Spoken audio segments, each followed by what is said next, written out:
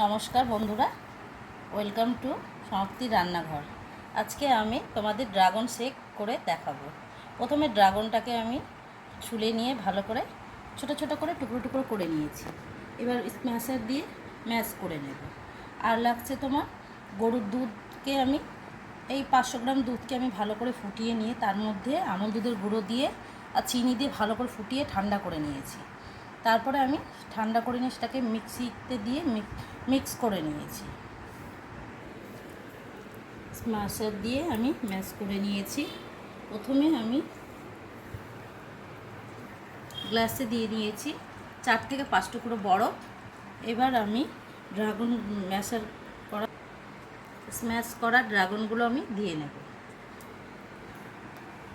Smash করা ড্রাগনগুলো আমি গ্লাসে দিয়ে নিয়েছি।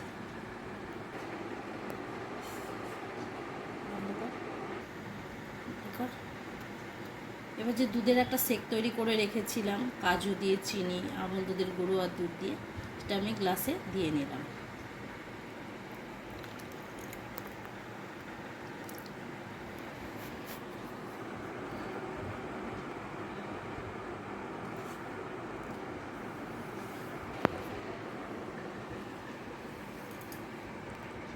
এবার উপর থেকে দিয়ে দিলাম কিছু কাজুর ডাস্ট।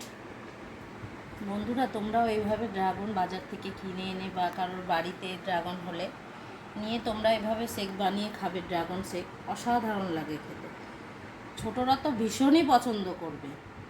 প্রত্যেকেই ড্রাগনের অনেক গুণাগুণ আছে, প্রচুর। তাই ড্রাগন প্রত্যেকেই খাবে। পারলে বাড়িতে গাছ লাগাবে বন্ধুরা, আর এইভাবে শেক বানিয়ে খাবে।